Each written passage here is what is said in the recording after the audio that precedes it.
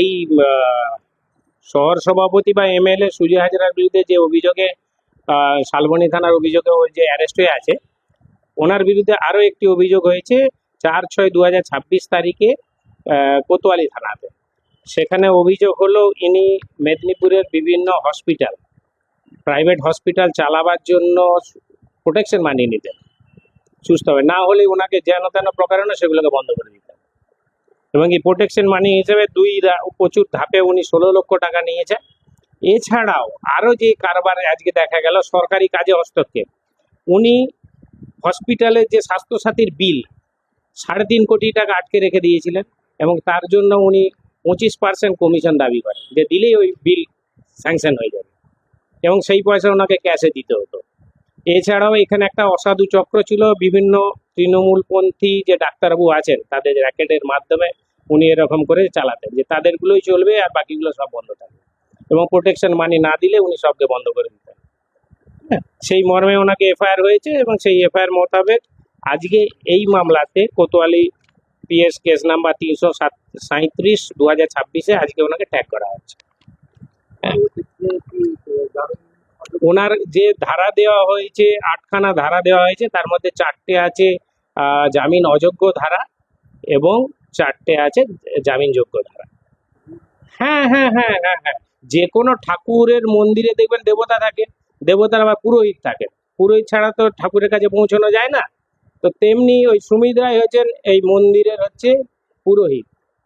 সেই পুরোহিতকে সন্তুষ্ট না করলে দেবতারকে তো ফুল চড়ানো যাবে না, সেই টাকারই সব জায়গারই কানেকশন গিয়ে পৌঁছাবে কিন্তু ওই জায়গায়। এখন কেউ মুখ খুলছেন না, পরে হয়তো মুখ খুলবেন ধীরে ধীরে ধীরে ধীরে এবং যোগসূত্র সবই পাওয়া যাবে, সব ওই জায়গাতে গিয়ে পৌঁছাবে, ওই মন্দিরে গিয়েই পৌঁছাবে। সুজয় হাজরাকে শালবনী পিএস থেকে যেটা 8 দিনের পিছিয়ে ছিল আজকে প্রডিউস হলো after completion of police remand.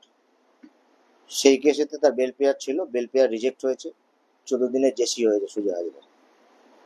আর একটা কেসে সুজয় হাজরাকে কোতোয়ালি পিএস কেস কানেকশনে ওটা ট্যাগ হয়েছিল, আজকে সোন আরেস্টের প্রেয়ার অ্যালাউ হয়ে পিসি প্রেয়ারে হেয়ারিং হয়।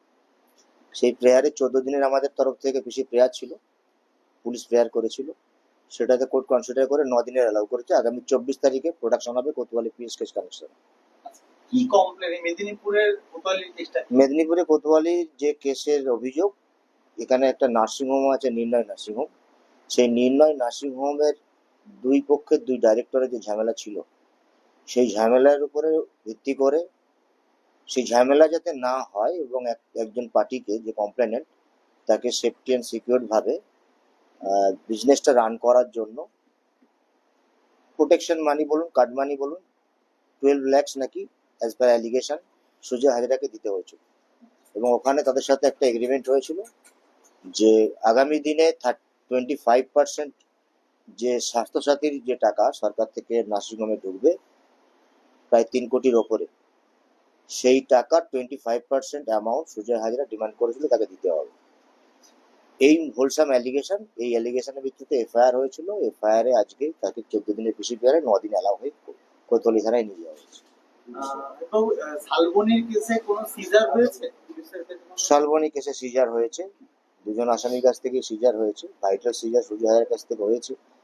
2টো রাবার স্ট্যাম্প পাওয়া গেছে, যেটা বিএলআরওর রাবার স্ট্যাম্প ওর পজিশন থেকে পাওয়া গেছে, এবং কিছু নন জুডিশিয়াল স্ট্যাম্প বিভিন্ন লোকের নামে, যেটা সুজয় হাজরার বাড়ি থেকে রিকভারি হয়েছে।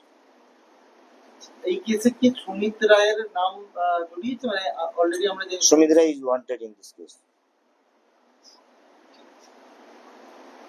অবাঞ্ছিত লোডশেডিং ও বর্ধিত ইলেকট্রিক বিলের সমস্যায় ভুগছেন?